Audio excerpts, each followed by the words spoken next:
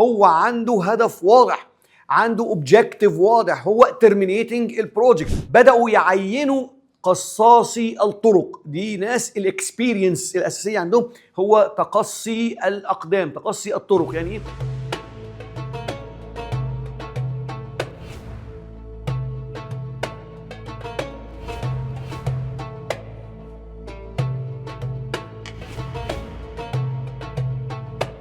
اهلا بيكم. رحلتنا مع الهجرة بعيون الإدارة لسه مكملة، واخر حلقة كنا بنتكلم عن 72 ساعة احداث في الغار وازاي ده حصل، والتفسير الاداري للمرحله دي من الخطه كان شكلها ايه. لو فاتتك الحلقه دي ارجع للحلقه هتلاقيها موجوده في الايفون او في الديسكريبشن تحت، ونكمل مع بعض بقيه الرحله وبقيه الخطه اللي ماشيه على الارض. اتكلمنا عن الثلاث ايام في الغار، سيدنا محمد صلى الله عليه وسلم وسيدنا ابو بكر رضي الله عنه، والاساينمنتس اللي بتحصل على مدار 3 ايام بفريكونسي ثابته ما بين داتا جاذرينج وريبورتنج وامداد للاكل والشرب والى اخره، وناس بترعى الغنم على اقدام الناس اللي ماشيه عشان تمحي اثار الاقدام ديا.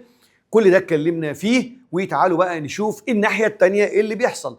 مجلس اداره قريش، مجلس اداره مكه اكيد مش هيسكت، هو عنده هدف واضح، عنده اوبجيكتيف واضح، هو terminating البروجكت. الدنيا لسه ما هديتش في دماغهم، فلما اكتشفوا ان سيدنا محمد صلى الله عليه وسلم خرج ومش موجود بدأ يعني يتجننوا، بدأوا بقى يتحركوا تحركات عنيفة في كل الاتجاهات عايزين يدوروا عليه.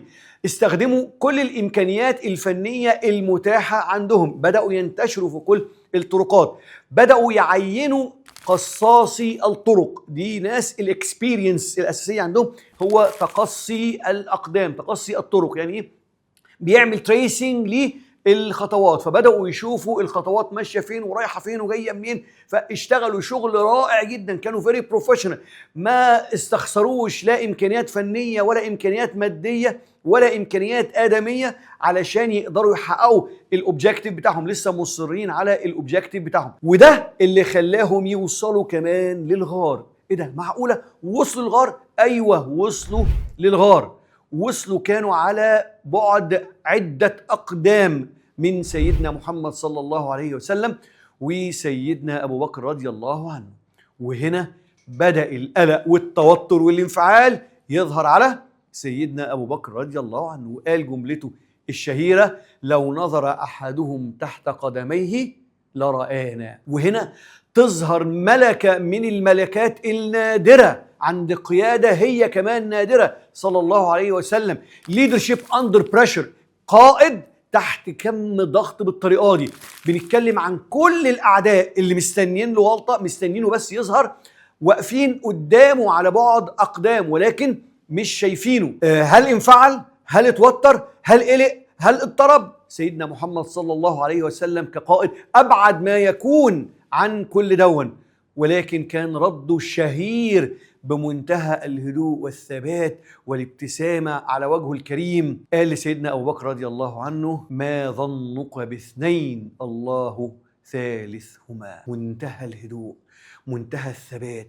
تخيلوا معايا يا جماعة سيدنا أبو بكر رضي الله عنه في قمة التوتر اللي هو فيه، لما يسمع القائد بتاعه بيليد أندر بريشر، بيقود المرحلة اللي هم فيها بالثبات الانفعالي والهدوء دون، وبيرد عليه بالجملة دي. انتوا متخيلين معايا ايه اللي ممكن يحصل لسيدنا أبو بكر؟ متخيلين حجم التوتر اللي عنده، حجم القلق اللي عنده هيختفي بمنتهى السهولة ازاي؟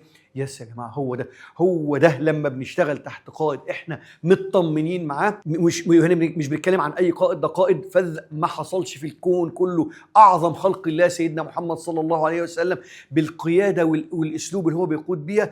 قد ايه ادى السكينه والهدوء للتيم بتاعه، نقل الثقه للتيم بتاعه، شال كل اشكال التوتر والقلق من التيم بتاعه. يس احنا واثقين وما تقلقش، ما ظنك باثنين الله ثالثهما.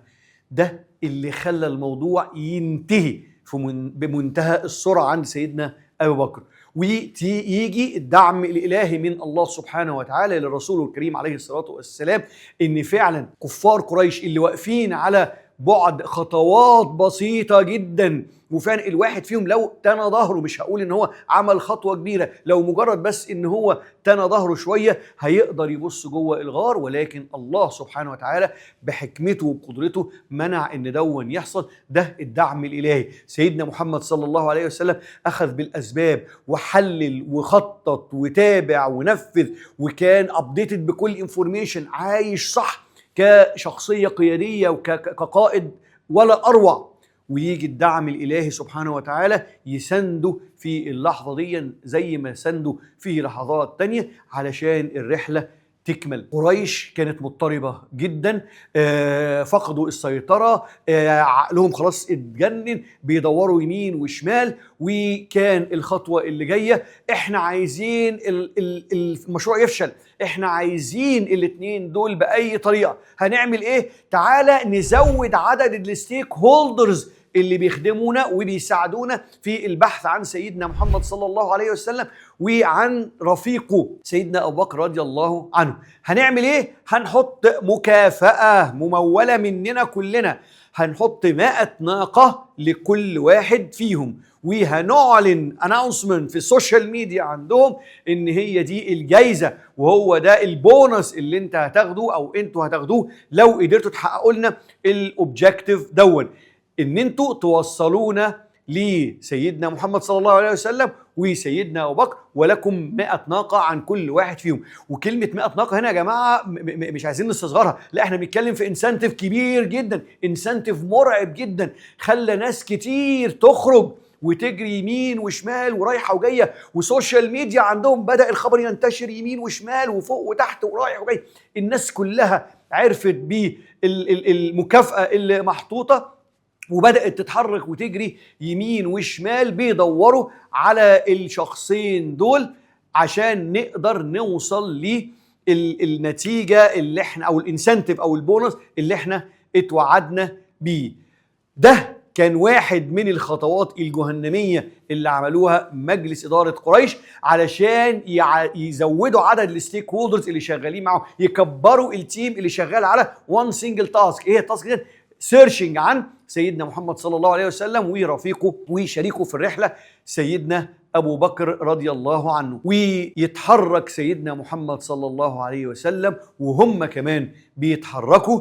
سيدنا محمد مشي أكتر ناحية الجنوب، فاكتر ريسك مانجمنت من المره اللي فاتت، فلسه احنا مش مطمنين، لسه مش عايزين ناخد الريسك، لسه مش عايزين نعرض الريزلتس اللي احنا وصلنا لها على مدار 3 ايام لغايه دلوقتي. هنتحرك اكتر ناحيه الجنوب عكس اتجاه المدينة، وبعد كده هيبدأوا يتحركوا ناحية الغرب في اتجاه ساحل البحر الأحمر علشان ياخدوا الطريق الأبعد والأصعب والغير ممهد والغير غير مستخدم في الانتقال من مكة للمدينة. كل دي قرارات أعالج بيها الريسك أو أمنع بيها الريسكس اللي ممكن تفشل المشروع بتاعي. وفي نفس الوقت مجلس إدارة قريش اعلن عن الانسنتيف، عن البونص، عن الموتيفيتور اللي حرك ناس كتير علشان يدوروا معاهم على الاتنين اللي احنا محتاجينهم دلوقتي،